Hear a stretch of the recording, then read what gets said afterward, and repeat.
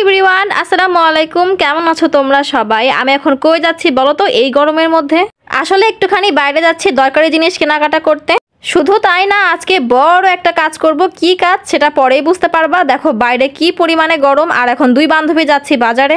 ফার্স্টেই চলে আসলাম বই ঘরে। এখান থেকে একটা হাইলাইটার কিনবো আমি। পড়ার সময় এটা অনেক কাজে লাগবে, এজন্যই কিনতেছি এটা। বাইরে তো প্রচুর গরম, বাপরে বাপ, তাই মনে করলাম একটুখানি আখের রস খাই, এটা অনেক মজা লাগে খেতে। তোমাদের কার কার খেতে ভালো লাগে অবশ্যই বলবা। দুই বান্ধবী একদম রোদের মধ্যে দাঁড়িয়ে দাঁড়িয়ে খাচ্ছি, আর তার পাশেই ছিল চানাচুর মাখানোর দোকান। বাজারের কাজ পরেও করা যাবে, আগে খাওয়া দাওয়া ভাই, তারপরে বাজারের কাজ।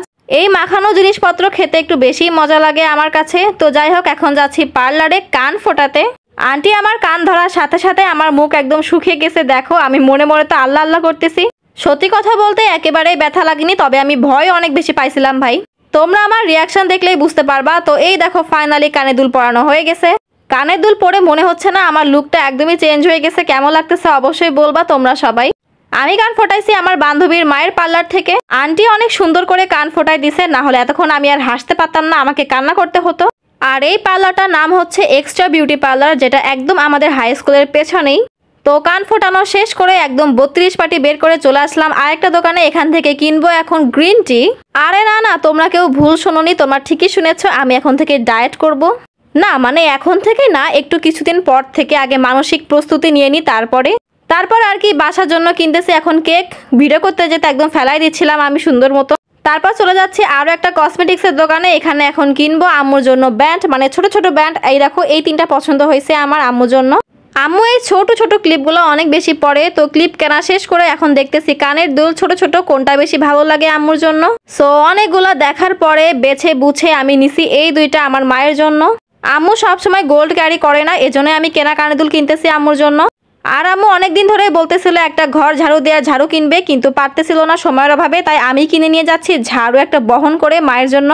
প্রচুর গরম লেগে গেছে, তাই এখন আমি আর আমার বান্ধবী গেছি রেস্টুরেন্টে, একটুখানি 7 আপ খাচ্ছি ঠান্ডা ঠান্ডা। শুধু তাই না, মায়ের জন্য পার্সেল নিব এখন। আম্মু খুব বাইরের খাবার পছন্দ করে, একদম আমার মতো। তো এই তো আমাদের পার্সেল ফাইনালি হয়ে গেছে, এখন চলে যাব বাসায়। ঠিক যাওয়ার সময় দেখা হলো আম্মুর সাথে। তো আম্মুর একটা স্টুডেন্টকে আমার কাছে দিয়ে বললো ওকে নিয়ে যা বাসায়, কারণ ওদের বাসা আমাদের বাসার পাশেই ছিল। আসলে ওর আব্বু ওকে নিতে আসেনি, তাই ওর অনেক বেশি মন খারাপ ছিল। আর এই তো বাজারের ভিতরে আসছিলাম, আর একটুখানি দরকার ছিল। আর এই তো বাবুটাকে আমি একটুখানি চকলেট আর চিপস কিনে দিয়েছি। বাজারের ভিতর গেছিলাম একটুখানি টক দই কিনতে। তোমাদের কেমন লাগবে জানি না, তবে আমার কাছে কিন্তু খুব বেশি মজা লাগে। তো বাসায় এসেই ফার্স্ট থেকে কেকটা ট্রাই করে দেখতেছি কেমন খেতে। আমি এদিকে কেক খাচ্ছি, আমার আম্মু তো পুরাই অবাক। আম্মুর জন্য এত কিছু কিনে নিয়ে আসছি আমি। এই দেখো আম্মুর জন্য কিনছি আমি পাস্তা আর চিকেন স্টিক। সুন্দর একটা বাটির মধ্যে সুন্দর করে সাজিয়ে দিয়েছি আম্মুর জন্য। আম্মু এখন এগুলা খাচ্ছে। আর ওই ব্যান্ডগুলোও আম্মুর অনেক বেশি পছন্দ হয়েছে, আর ওই ঝাঁটুটাও আম্মুর অনেক বেশি কাজে লাগবে।